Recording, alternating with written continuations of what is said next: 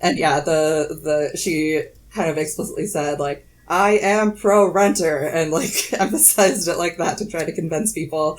I am pro-renter. Which definitely felt like it was responding to comments she has heard that she's not pro-renter, and which Katie Cashman rightfully pointed out. My opponent did fill out an application for a corporate PAC to support her in this race and answered a question on whether she would support new renters' rights with no new renters' rights are needed.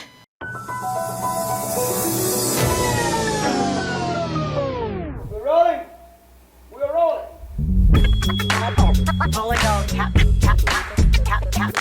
This is a real thing. Real thing.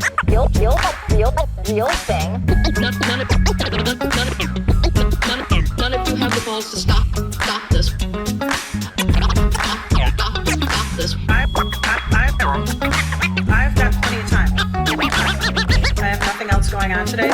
We're in the Wedge neighborhood right now.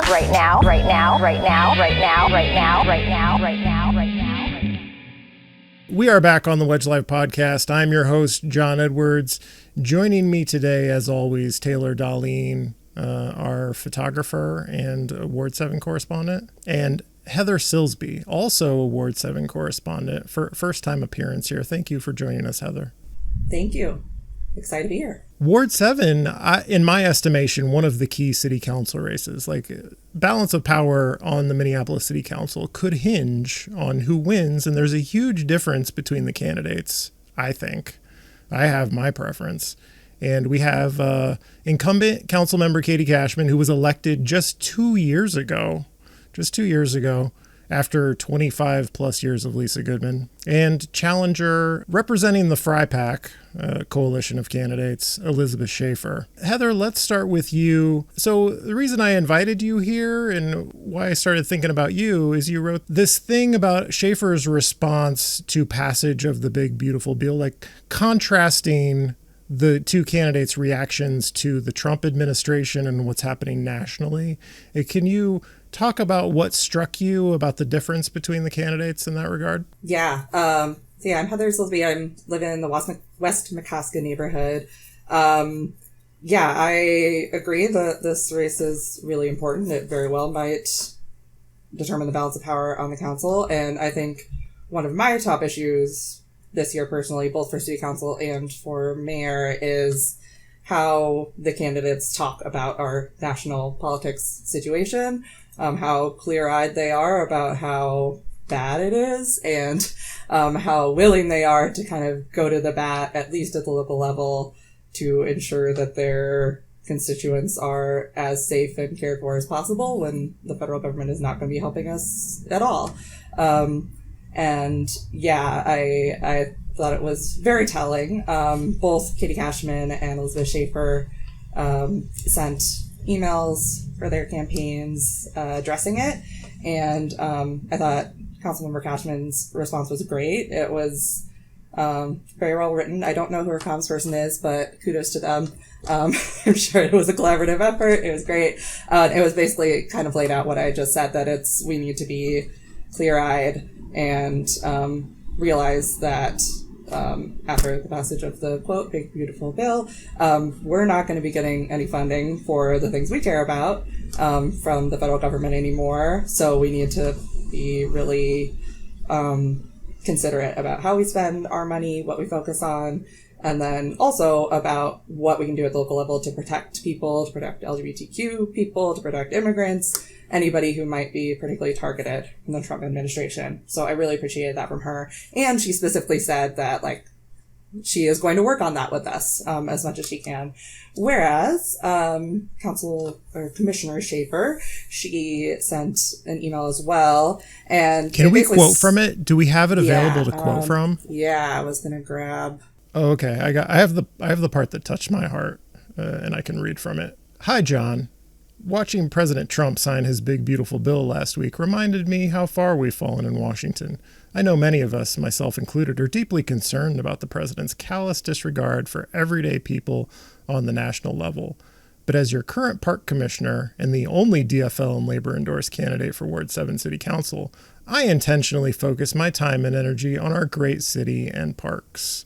And then towards the end, We deserve a council member who prioritizes us. I won't spend my time talking about international or national issues unless they directly affect our lives in Ward 7. And I certainly won't try to divide us. I'll be laser focused on good governance for every resident of Ward 7. So join me and make a difference in our community, yada, yada. That's what touched my heart, those two things. Yeah, same. I actually, just you reading it, the part that struck me that didn't strike me last time was and I won't try to divide us when in the context of talking about Trump. That seems a little odd. Right, as if pointing out the problems with Trump is going to cause us to fight amongst ourselves, as if she's got a big Republican constituency she needs to keep happy. Maybe. Interesting. Maybe we'll get back to that. But yeah, same. It struck me specifically the last part where she said that she won't spend her time talking about international or national issues unless they directly affect our lives in Ward 7. To me, that says that maybe she doesn't have many people in her life that have been directly affected by federal policies under the Trump administration, but I definitely do. I'm queer. My partner is non-binary. We have a lot of trans friends. We have immigrant friends. We have people who specifically moved to Minneapolis or Minnesota because it's safer than where they lived before politically. I thought that was pretty, it was a red flag for me that she doesn't think that what's happening in the Trump administration will directly affect our lives in Ward 7. So some people might say, well, what's wrong with Elizabeth Shaffer only focusing on local issues, the things she can control, right? Maybe I'm somebody who thinks it's grandstanding to try to prove how anti-Trump you are. I can remember Lisa Goodman in 2017, she lost the DFL endorsement, and she wrote a Facebook post that was essentially, why do I have a challenger? Like, why are we fighting amongst ourselves when the real problem is Trump? She did like the reverse Shaffer, where she's like, why so much trouble on the local level trying to displace me? Our real enemy is Trump. And Elizabeth Shaffer is like, stop with this trying to prove who is the most progressive, who's anti-Trump. What I'm really focused on is the local stuff. And I guess one difference between those is we have a progressive incumbent now, and Lisa Goodman was the incumbent then. But what do we say to people? Like, what's the problem with just focusing on local stuff? Why do we have to take note of our national environment in local politics? I think it also just plain trickles down in really concrete ways that I'm surprised Shaffer wouldn't recognize. I mean, if federal funds are being cut to like various social services, like group homes, like where do those people go? You know what I mean? Like when you see like more and more people on the street because they don't have anywhere else to go, it's like, is that happening because federal funds to various programs and services are being cut? So it's like, it's easy to say that it doesn't impact you, but it's like these things all trickle down in really material ways. Yeah, I agree. And both the financial aspect and then also just the environment that he's creating with his policies, with his pretty unprecedented use of the National Guard to invade cities. Very possible we'll be on the list for that soon. So I think it's both like financially we need to be even better at managing our money and putting it towards where it counts. And then also socially, we need people who are willing to stand up for us if Trump does directly attack us, which seems very possible. We need people who are going to stand up and actually try to keep us safe. So I'm assuming everyone, Taylor, you watched the forum. You and I sat next to each other at the forum. Heather, were you there in person? I was. I arrived a few minutes late, so I had to like grab a chair from the back and put it to the side. Were there moments at the candidate forum that stood out to you? Did you find it as fascinating as I did, Heather? No, I don't think I wouldn't call it fascinating. I guess from a meta level, it was fascinating, because, from both John and Taylor, what you posted on Blue Sky, I think we are aligned in that it was, a lot of non-answers from Elizabeth Shaffer. And I saw her, the last time I saw her speak at length on these issues was at the Ward 7 convention, and her answers weren't great then either, but at least they had a little bit more substance to them, whereas this time it seems like she was coached or made the decision to like say everything is great, she supports everything, and not take any firm positions. So that made it a little difficult to find out like how she actually feels about things. Yeah, so she was hedging in a way that the reason I found it fascinating is because she seemed so confident at the Minneapolis DFL convention, the Ward 7 convention months ago. She seemed to be putting on a different face, like a shiny, happy, more progressive face. Like, I support renters' rights. I'm the pro-renter candidate. Whereas her answer, as Cashman pointed out to that FRIPAC questionnaire, was no more renters' rights.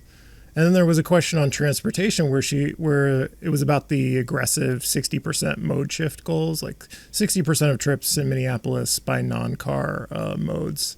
That's a city goal. And like, do you support it? She said she supports it, but then like at the end of her answer, which surprised me to hear her say just unequivocally, I support it. And then we got to the end of the answer, where it was like, okay, here's the game she's playing. But of course, my style of leadership is to always talk to the stakeholders, and there's her out. The city's Transportation Action Plan goal is that by 2030, 60% of the trips in the city will be taken on public transit or made by biking and walking. Do you support this policy? So yes, I do strongly support these goals. At the same time, this is how I lead. We need to listen to all stakeholders in the discussion around infrastructure changes, et cetera, et cetera. Right? I support it until I get to the point where I talk to Mike Erlinson and the other wealthy stakeholders who will tell me, no, absolutely not. And I'll be like, well, I couldn't do it. I couldn't go against the stakeholders.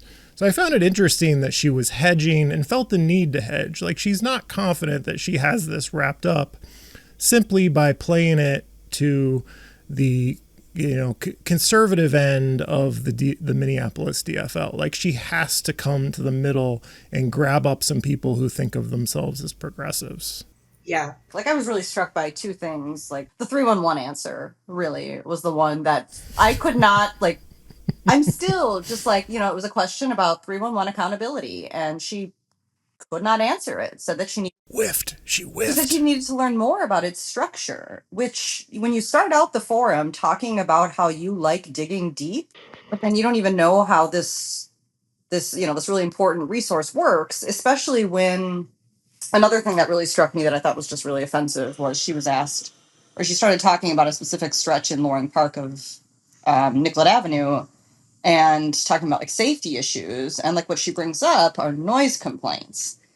So it's like, okay, right. those noise enforcement to address pedestrian safety. Well, and the noise complaints come through 311. So like, if you love noise ordinances so much, why aren't you curious about how this works? But then also, that's an area where we've had like so many shootings recently, like multiple deaths have happened on this stretch of Nicollet. So that she brings up noise complaints, I'm just like, you are not in touch with what's really happening here in this neighborhood, this part of Ward 7. She loves to say like 13-year Ward 7 resident. It's like, okay, well, Elizabeth, I'm a 15-year Ward 7 resident, so can't top Taylor. Yeah, sorry. Yeah. If we're doing this, I don't know why we're doing this, considering Katie Cashman's age, but That's also interesting where she lived, because she brought that up at the beginning. I myself personally have lived in the Phillips neighborhood and the Wedge over the years. I don't know if y'all noticed that. She tried to, I don't know, I think also like gain some progressive thread by being like, I've also lived outside of Ward 7. She mentioned the Wedge. What did she say? Powderhorn and the Wedge? She's name dropping the Wedge. Yeah, Phillips and the Wedge, I think is what she said. I know. And like implying that they are, like, I know that Ward 7 isn't the most diverse, or at least my neighborhood. Does she live in Cedars Isles? Do you remember? I think Lowry Hill. Lowry Hill, yeah. So she recognizes that she lives in a wealthy white area and is like, oh, but at one point I lived in the Wedge, and that's slightly more diverse. So that was interesting. That's like when candidates say, I used to be a renter. I started out as a renter. That's how Lisa Goodman talks about her Loring Park days, too. Like, she's like, I used to live in, like, 209 right there. Like, yeah. And yeah, she kind of explicitly said, like, I am pro-renter, and like emphasized it like that to try to convince people. I am pro-renter. Which definitely felt like it was responding to comments has heard that she's not pro-renter, and which Katie Cashman rightfully pointed out. She basically said on her We Love Minneapolis questionnaire that she doesn't support any new renter protections. My opponent did fill out an application for a corporate PAC to support her in this race and answered a question on whether she would support new renters' rights with no new renters' rights are needed. So yeah, that was a pretty wild reversal. One of the other things, and then she also said, I will not dichotomize voters, looking at my notes here, I will not dichotomize voters between renters and homeowners. First of all, I will not dichotomize my residents between homeowners and renters. So she was kind of attacking the whole idea that renters and homeowners be treated differently anyway. But like, there's different needs and different priorities for renters and homeowners. That's not a bad thing. That is a huge red flag when people say that, because it's always brought up in the context of when a candidate is like, I want to help renters. I want to do renters' rights. I want to do this or that to help renters. And then it's like, why are you being so divisive? We all have the same concerns, which I interpret as, stop talking about that. Let's talk about something else. She also mentioned how her park board district is more diverse than Ward 7. I don't know what the point was there, but again, she was like trying to emphasize, like, I have some progressive cred. Right. I know people in Whittier. Yeah, basically.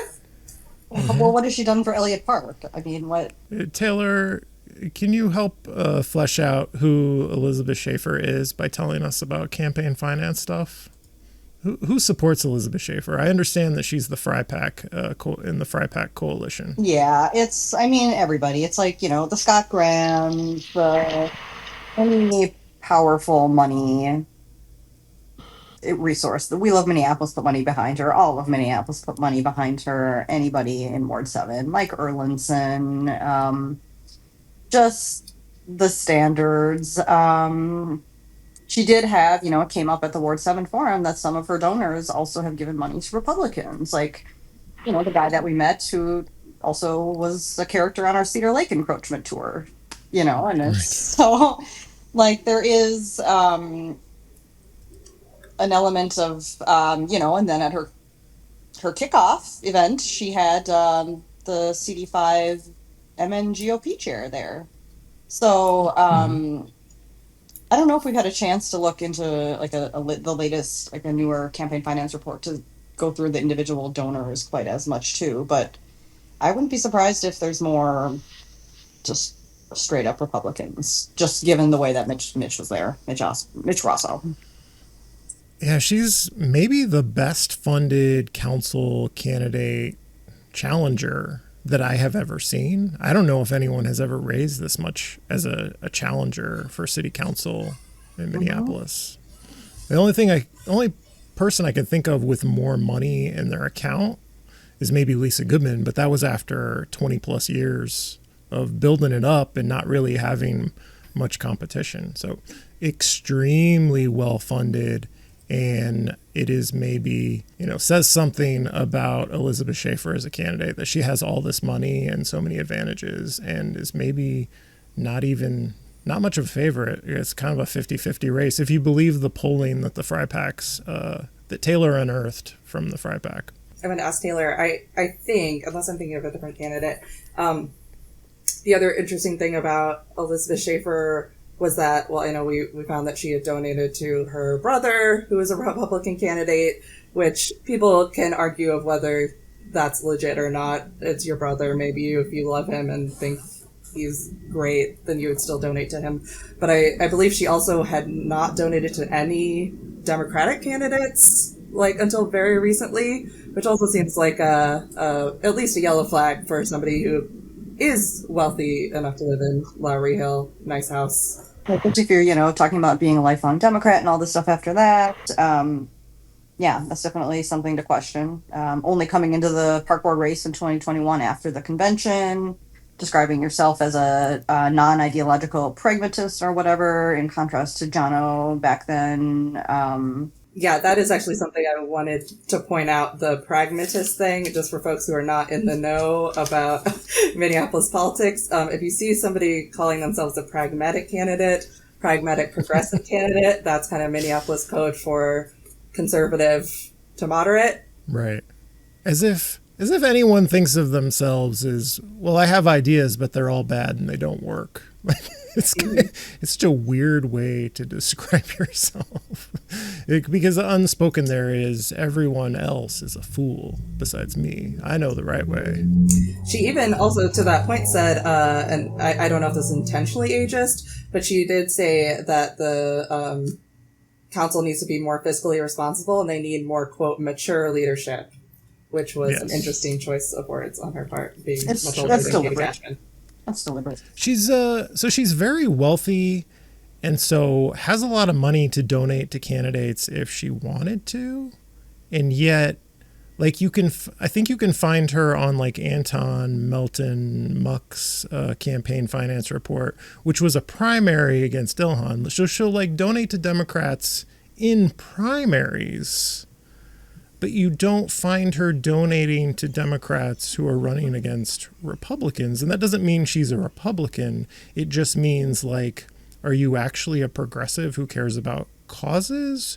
Or are you just kind of a moderate who's out here to stick it to the far left election to election? Like, why aren't you devoting this energy to defeating the right wing? This energy and resources. She has lots of resources. Like, where has this activism been before you wanted to get into local politics and run against Minneapolis progressives? And that's something I appreciate about Katie as well. She talked about it at the forum that she worked for, she's a climate activist as a career. She worked for the UN doing climate work and then worked for Sierra Club. So she knows how to organize. She has spent her life being devoted to progressive causes. Well, and we know what, like Shaffer, remember John? Shaffer was saving fountains before she decided to run for office. That's true. She went to the neighborhood association and said, you guys sure are spending a lot of money on affordable housing. Could we move this over to restore the elaborate fountain that we like to look at from our front yards? I think it was like $200,000 that she had. She helped to move from affordable housing. So we've talked a lot about Elizabeth Shaffer, and we're going to keep talking about Elizabeth Shaffer. So what was her campaign thinking with that questionnaire answer? Maybe it's just her responding to these, but like, you can't see into the future long enough to know if you put down you support no additional renters' rights on paper in response to a questionnaire, that could like be a problem for you down the road. Like, do you not foresee that maybe you'd have to at least look like you're supportive of renters' rights? I'm very confused by that campaign decision to answer no to that question. I guess the urge to like satisfy the PAC donor class of developers and landlords was just so high during the DFL primary or the DFL caucus process that she's like, sure, I'll put that down. That's who's giving me all this money. I have to keep them happy.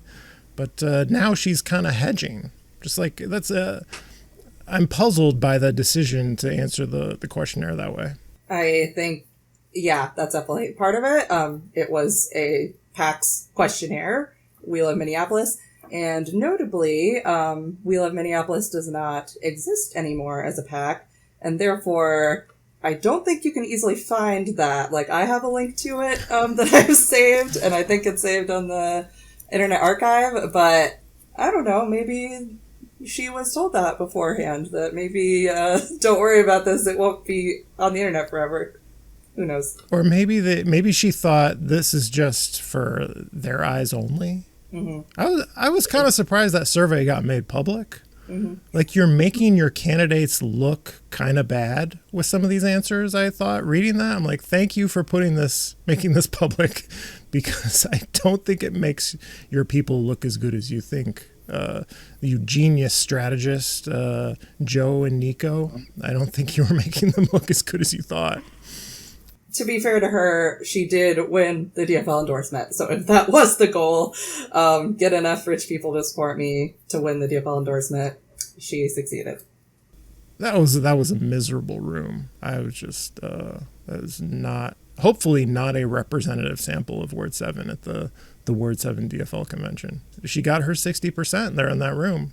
Let's talk about Katie Cashman, the incumbent, only been in office 2 years. One of the amazing things is all this resentment against Katie Cashman has grown in just 2 years. They had Lisa Goodman for 26. They were so happy that part of the ward. And just 2 years of Katie Cashman has inspired all of this anger and resentment. And it's remarkable. Katie Cashman has hardly had time to get started. I think she's been a good council member. I appreciate her positions on things like transportation, like just super solid. Couldn't speak more highly of where she is on that issue that I care about a lot.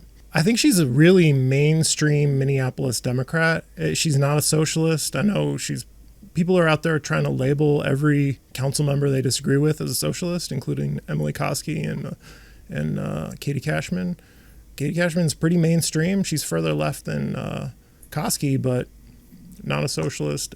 Are there other things that I'm missing, Taylor? Yes. How do we characterize Katie Cashman? Not how I characterize her, but one thing that a big chunk of the ward is just going to find unforgivable is that she used the word genocide before she was sworn into office after she was elected, and she signed the ceasefire resolution. And so, like, regardless of how much some people in this ward may agree with her on like actual like issues like transportation plans, et cetera, that's just a black mark, and it's completely unforgivable, and they would never support her because of it. You know who never brings up the genocide resolution anymore, the Gaza resolution anymore? The people who were complaining about it way back then. It's just gotten that bad that they're embarrassed to use that as an attack line. Well, and it's just such a mind game around here, because it's like, you can tell people like, well, Katie voted for the police budget, and then they say, well, it doesn't matter because she voted enough with DSA people, like aligned with them, that so it's just to some extent she just can't win with like so much of the ward, and a big chunk of that is like places like Kenwood are used to being like getting top of the line service, but Kenwood doesn't have issues in the same way like Loring Park does that like a 311 can solve. So it's just an issue of where like maybe Katie's devoting more resources to other parts of the ward that have historically been more or less advantaged, and the people that got the attention are not happy. Mm-hmm. And she's been unequivocally for more police funding and more police officers in a way that she differentiates herself from, like, her votes differentiate her from the more progressive council members. So it's just like there's no question about it. The police budget has gone up. Katie Cashman is just unequivocal in her support for higher budgets, but she's also been like, you can count on her to hold the mayor and his police department accountable.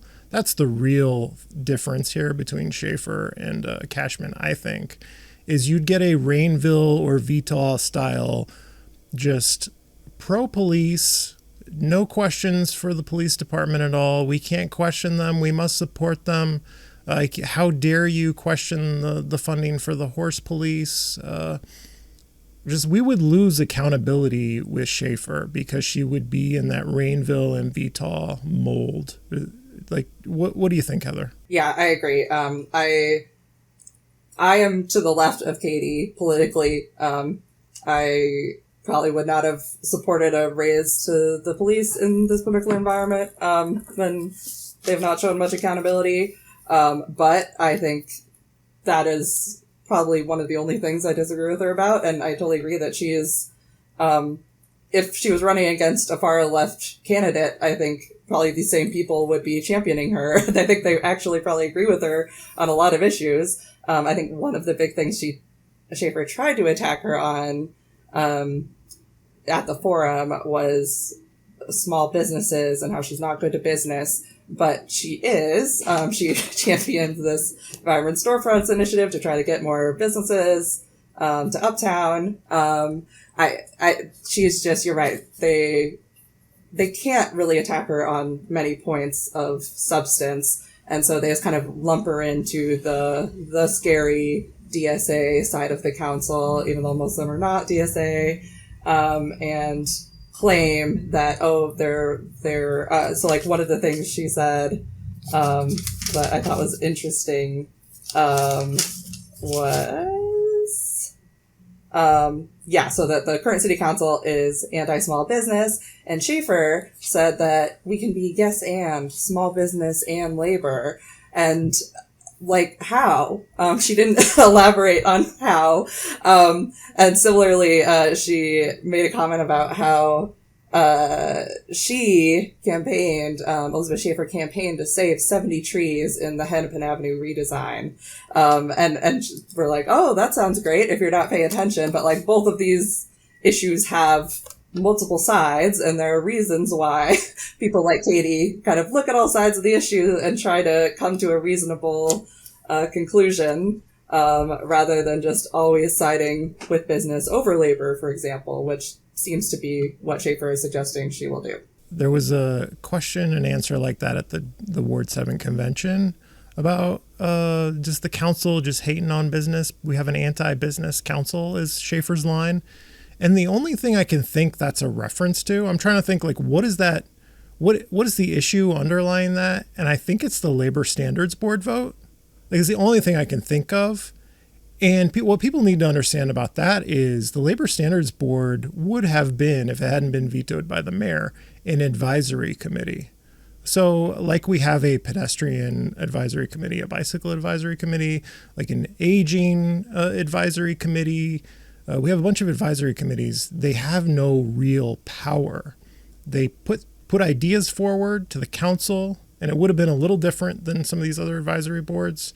But bottom line, they couldn't do anything on their own. Like the council decides whether to pass legislation, whether to amend it, and then the mayor gets to veto it like anything else. Like it's an advisory board. So the idea that that's like anti-business in a serious way to support having a board where employers and workers come together and put forward policy ideas is just mind-boggling. Like I think that's what a bunch of business owners are probably feeling, but it's not true. And Elizabeth Shaffer must know better than to characterize it that way. But it's really over the top to say we have an anti-business council because of that vote on the Labor Standards Board. I think the other thing they frequently bring up is to the Hennepin Avenue point, like they say that anybody who supported or spoke positively about the Hennepin Avenue redesign is anti-business because the reconstruction has hurt businesses around Hennepin Avenue, which is totally fair. It's very difficult to access the businesses right now. But as you pointed out before, John, this construction was going to happen no matter what. It was just a matter of approving. The council had to approve the design that the street would have. And the progressive side of the council championed designs that had more pedestrian and bike and bus options, which are more environmentally friendly, which aligns with our values as a city, the stated values of the city, and aligns with Katie Cashman's environmental stances. So again, she just does a lot of misrepresenting, especially at this last forum, of like, oh, well, I saved 70 trees, that implying that Katie Cashman would have cut down 70 trees for no reason, when Right. That's not what it was about at all. Right. And so planning for street projects goes back to like the Bender council presidency, if we're talking about Hennepin Avenue. Just like they have to line up funding from different levels from the federal government, and there's engagement. Like this engagement goes back maybe to like the 2010s. So like you can't even blame Aisha Chugtai for Hennepin Avenue, because all of that stuff precedes her. And like I remember when Scott Graham promised that he would stop the Hennepin Avenue reconstruction in 2023, yep. As they were doing utility work on Hennepin Avenue. The construction had begun, and Scott Graham is promising people at candidate forums he's going to stop it. Like, no, there's too much momentum, Scott, unless you're going to chain yourself to a bulldozer, as Taylor likes to say. He was. Our hero. Oh, you think he was? He was going to chain himself to that pole. As this is Scott Graham's last stand. Oh, actually, so interesting. Okay, so I just Googled, I was going to say, just off the point of labor, reminded me, one of, for anybody who is interested in labor, if that's your key issue, Google the LIUNA website, Minneapolis voters don't re-elect or promote union busters. This is a good article by A.G. Lange, as part of LIUNA, about the a couple years ago park board fight, renegotiation, strike, and talks about how Katie joined them on the picket line, supported a resolution to come to an agreement, whereas Shaffer did nothing, made their lives more difficult, and then took credit for the agreement after the fact. And just in general, talking about unions and labor, I just Googled to get to Katie Cashman's website and see that both SEIU has taken out a Google ad supporting Katie, and then all of Minneapolis has put out a ad on Google opposing Katie Cashman. So that kind of tells you something too. SEIU has paid to promote her. But yeah, go to their respective website endorsement pages and look at their list of endorsement if you care about labor. It's hotly contested. Everyone on both sides realizes how key this race is. So, Taylor, does Elizabeth Shaffer feels like a person with no friends? It feels like, is anyone willing to endorse her? Can you tell us who the endorsements are there? The first one was, I think Andy Luger, whatever, who is also like her neighbor. He lives like on the same block practically. And then it was like DeWanna Witt, the sheriff, the mayor, which took a while. Like he was at her kickoff that was held at Brewhaven, and curiously wasn't featured in any of the photos anyone really shared at first. But yeah, those were like her first big three. And after that, I stopped paying attention. It's probably like the Rainville Coalition. There's not as many as I was expecting from her. Yeah, you'd think got so much money, has a powerful, well-resourced coalition behind her. Mm-hmm. But, like, you can't, like, who are the orgs endorsing her? I'm going to look at the endorsement page. Yeah, I have it up. Okay. The only orgs are the Carpenters Union, the Firefighters Union, and Moms and Man Action Gun Sense Candidate, which isn't a really endorsement. They give that whoever has decent gun rights positions. Those are the only orgs. And otherwise it's, yes, as you said, Taylor, Lene Palmisano, Michael Rainville, Latricia Vitaw. Yeah, and Steve Kramer. That's an important one. Steve Kramer. Carpenters, both the former and current CEOs of the Downtown Council. Yeah, and the Carpenters and Firefighters are just standard for any, moderate. Her son's a firefighter, so there's a connection there. Not a lot of excitement. Around her.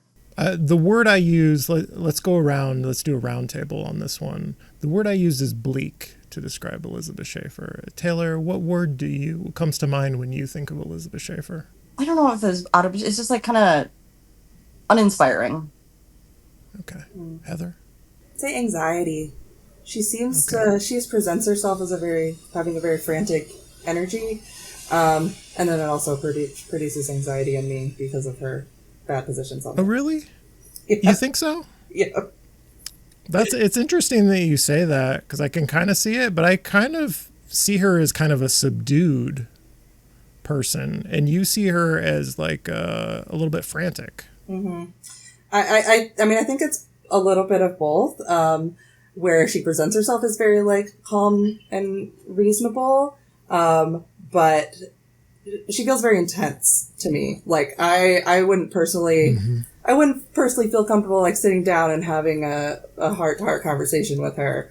I would feel like she is like about to run off and do something else and doesn't really care. Whereas I've had plenty of pleasant conversations with Katie Cashman. I think she's awkward, but like I've had a couple shorter conversations. And, like, I don't think she's. Yeah, I think she's just kind of maybe awkward, and that could be it. Well, who isn't awkward? I can relate to being. Yeah, awkward. exactly. But I think I could see, you said, did you say intense, Heather? Is that how you phrased it after intense? Yeah. I could see intense. Her responses at the park board meetings always kind of pained. It was like, but maybe that's because I'm watching meetings about things like the mall vote and the issue of the ADA ramp to the Greenway in Whittier, where she's like overturning well-considered plans that have funding from other levels of government, and she has to act like there are some really good reasons for me doing this very terrible thing, and I'm so pained to be doing it, but the stakeholders have come to me and we have to do it. She's always very pained when she's explaining things at the park board. So I could see that intensity that you're talking about. And those two issues really just upset me, because with the mall, they were going to turn some parking into park space at the mall in Uptown, which is not a shopping mall. It is like a park. For listeners who don't know what the Uptown Mall is, it's like a park with it's essentially acting as a parking lot when it's really parkland. And so those are technically parkways where people are parking. And some of that road space would have been turned into green space and plantable space. And it was in the park board's long range plan. The Met Council was going to come through with money to pay for it. So free money for the park board to implement their own plan. And Elizabeth Shaffer engineers this thing where several of her allies on the park board are like, what about emergency vehicles? And they end up voting to rebuild the mall exactly as is, which is also not compliant with the fire department standard for emergency vehicles. So that was all pretend. She did the same thing earlier with the ADA ramp to the Greenway. The county was going to pay for it. And she's like, no, we won't do that. I have stakeholders coming to me saying we shouldn't do this. I don't like the way she has operated on the park board. And one of her lines was, I will govern as I have governed on the park board. Mm-hmm. And I'm thinking, I don't like that at all. No. Let's not do that. No, I don't like the youth programming vote that she voted to take the 3 youth programming jobs. And then especially when you live in Lowry Hill and you know that Lowry Hill in particular has dealt with carjackings by bored teenagers. So it's you take away youth programming jobs, but then you're like, oh, why are all these kids driving the carjackings around my neighborhood? It's well, you're eliminating one option. And it's get rid of that and to pave a couple 100 feet of pavement instead. It's just very I just don't think she understands how these decisions trickle down, or maybe she does. I don't know. Mm-hmm. Yeah, the other park board action that I didn't like, that luckily failed, but she was, I think, one of only a couple, or maybe the only one on the park board to support making marijuana smoking in the parks a petty misdemeanor rather than just a citation, which may not seem like that big of a deal, but others on the park board rightfully pointed out that, especially, here's another way in which other folks are thinking about the Trump administration's impact on us, and she is not, where they rightfully pointed out, especially in the Trump administration, when, for example, they're deporting people because they have a traffic ticket, we need to minimize as much as possible the ways people are getting legal records, criminal records, based on something that is as silly as smoking in the park. And I think it was a good decision to say we don't smoke in the park, but I don't see why she felt the need to say people who do it definitely need to have a criminal record. Can either of you think of issues that we have not covered? The one other thing she said at the forum on related to public safety is, you alluded to it earlier, Taylor, how you mentioned she said she was concerned about noise issues on this by Loring Park, basically, near the Lotus restaurant is what she said. And what was particularly concerning about that is the question was something like, what are the 2 most important public safety issues affecting Ward 7? And that was what was top of mind for her. And if you look on her website, on her priorities, she mentions how graffiti and property crime and about how we need to take those things more seriously. But then a couple questions later, they ask about gun violence, and she's like, gun violence is a scourge on our city or something like that. And I'm like, okay, if you're really concerned about gun violence, then maybe it's strange that you're talking about noise ordinances and property crime as the biggest problem in Ward 7. Again, it seemed like maybe disjointed thinking where maybe for a second she slipped and said her real thoughts about public safety in Ward 7.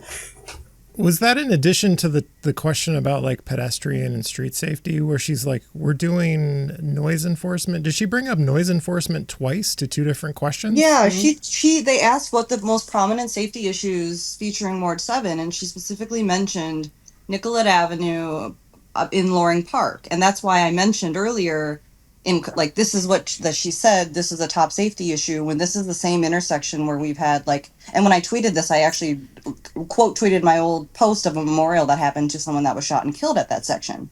So that's what I meant when I said that she's out of sync with the priorities of Loring Park. When she comes and talks about noise ordinances, these are areas where we have people being shot and killed. So that's what I meant. It's just you bring up safety issues, and then it's also how are you going to say that you care about graffiti, but you don't know how 311 works? How do people report graffiti? Where's the curiosity? It was so. I was fist pumping in my mind when she's like, I need to learn more about that. You're a park commissioner. I believe the city's 311 system also handles park board issues. I can complain about a park sidewalk through 311 too. It's not totally it's related to her current job to know about these things. To say I don't know and I need to learn more.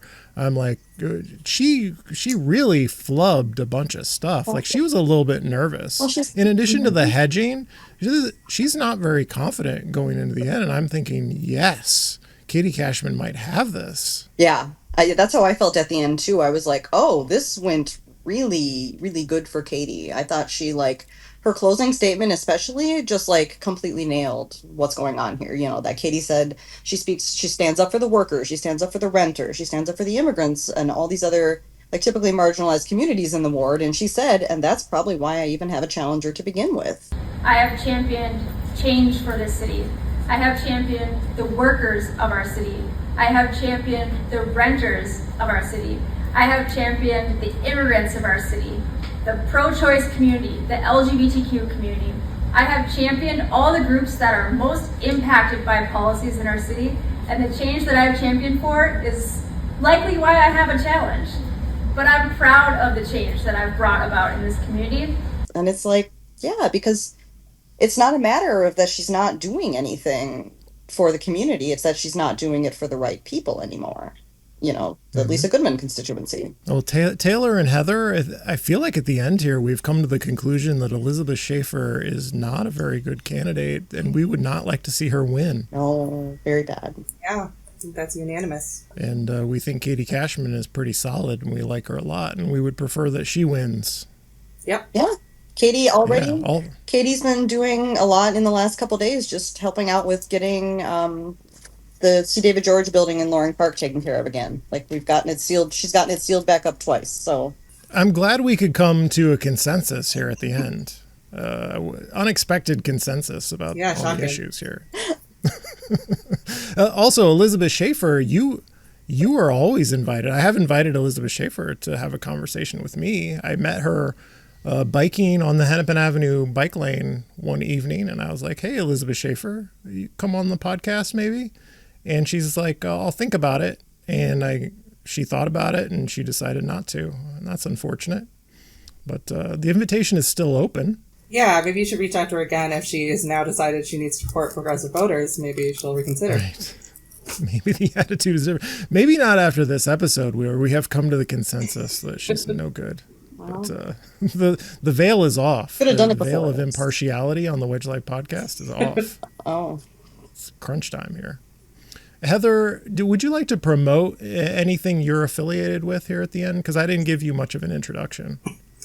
Sure. I'm part of the Southwest Alliance for Equity, SWAE, spelled SWAE, which is just a group. It's an organizing group that sprung up after 2020 to organize Southwest specifically, which is the most white and conservative area of Minneapolis, but there are a lot of scattered progressives. We just wanted to all come together kind of for a common good. So you can follow them on Blue Sky and Instagram. And then I personally have a blog called Minneapolis Musings, so mplsmusings.com, where I blog kind of infrequently, but I am going to put out more content, possibly on Ward 7, but also definitely on the mayor's race. So check me out there. There's a person who has an account, Minneapolis Mutterings. That's not me. That's unfortunate because I don't think they agree with you. Oh, no. I'll have to check that out. Brand confusion. Minneapolis Mutterings, not the same as Minneapolis Musings. I'm going to start Minneapolis Mumblings. Taylor, you could be editor-in-chief of Minneapolis Mumblings. Taylor, do you have anything to promote? I hear there's a mayoral actual debate coming. Oh, really? Where? Who's sponsoring? I heard about it. I heard it's next week. Unfortunately, I've heard there are 5 candidates invited. Okay. Better than 14 or whatever. Was it the last one? Yeah, I just wish it... Better than the clown car. I just wish it would be 4. I haven't had a chance to look into more, but apparently it's coming next week. So there's an actual proper debate, which will be good. Speaking of, I don't think I showed off my shirt. Don't Rink Cry. Oh, that's my secondary concern. First, vote for Katie Cashman, and then Don't Rink Cry. I was watching the TV news and there were like 5 candidates for Minneapolis mayor respond. I'm like, no, there are not 5 candidates. Don't do this to me. I just come on. I know, can we just all agree that there are 4? It's taken up valuable news real estate. We only have so much time in our heads. Most people are not like us. And we don't want to clutter people's brains with the idea there are more than 4 options here. Well, this is why we have to move and not we have to tell people who to rank. We have to say rank Davis, Hampton, Jazz. We can't just say don't rank Fry anymore because there's too many candidates. And especially, quite frankly, with Brenda being the only woman, there will be people who are like, I'm going to vote for her. She's a woman. So it's we have to say these are the 3 people to rank. Yes. I can't endorse that, Taylor, because I'm a nonpartisan news source, but that's your perspective. Oh, we are? People can I thought we were partisan bloggers. I can't keep it straight. What are we? You're our left-wing columnist and photographer, and I'm nonpartisan. Okay. As the editor. You're the Walter Cronkite. You might need to edit the previous parts of this then, where you talk about how bad Elizabeth Shaffer is and how good Katie Cashman is. Oh, no. Well, that's just objective. That is purely objective analysis. Okay. That's the facts. Perfect. That's Hot Dog Larry Jacobs speaking. Okay. Thank you both. This has been the Wedge Live podcast. I'm your host, John Edwards. Thank you for listening. I am pro-renter. I myself personally have lived in the Phillips neighborhood and the Wedge, and the Wedge, and the Wedge. I am pro-renter.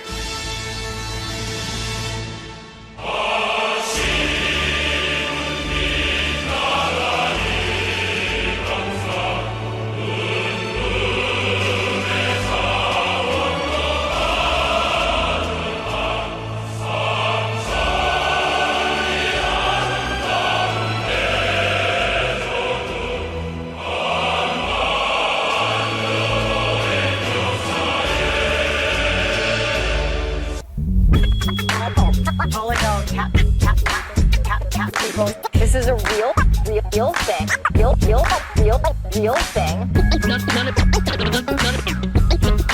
None of you have the balls to stop this. Stop